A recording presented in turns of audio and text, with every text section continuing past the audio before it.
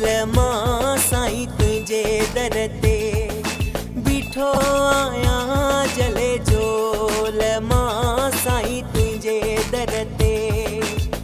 साईं सचा तुझो नाम जपिया थो चरणन में तुझे सीस दरिया थो अंत समय डिजा नाम पंहिंजो मुख ते बीठो आया जले झोल मां साईं तुझे दर ते तुझे दर ते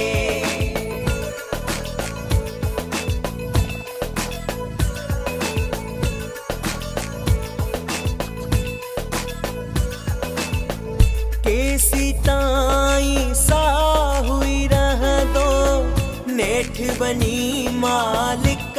सां मिलंदो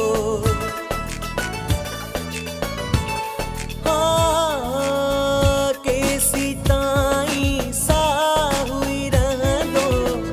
नेठ बनी मालिक सां मिलंदो इहाई तो खां बाज घुरां थो नेम शेवा जो दान घुरां थो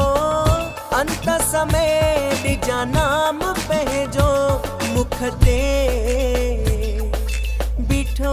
आया जले झोल मां साईं तुझे दर ते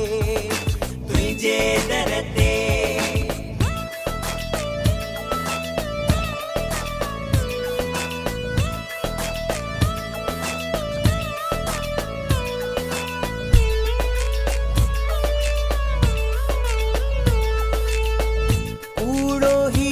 संसार आहे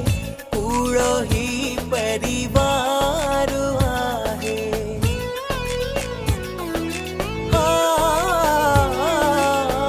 कूड़ो ही संसार आहे कूड़ो ही परिवार आहे सच जी तो खावा टकुरा थो आखिर जो अंत समय डिजा नाम पंहिंजो मुख ते बीठो आया जले झोल मां साईं तुझे दर ते तुझे दर ते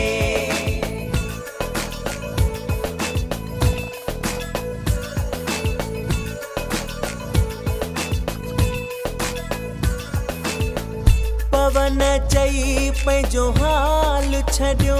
आ डेविरीअ में करे सवाल छॾियो आ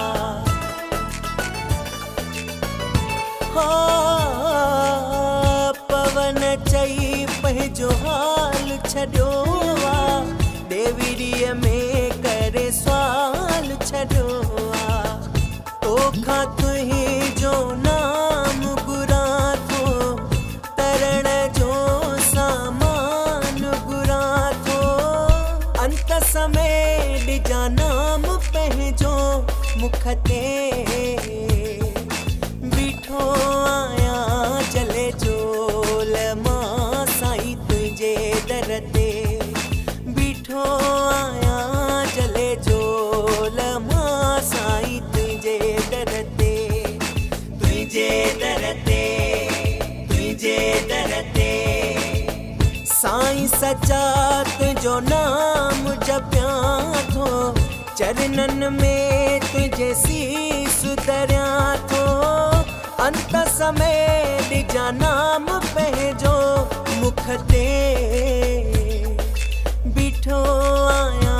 जले झोल मां साईं तुझे दर ते तुझे दर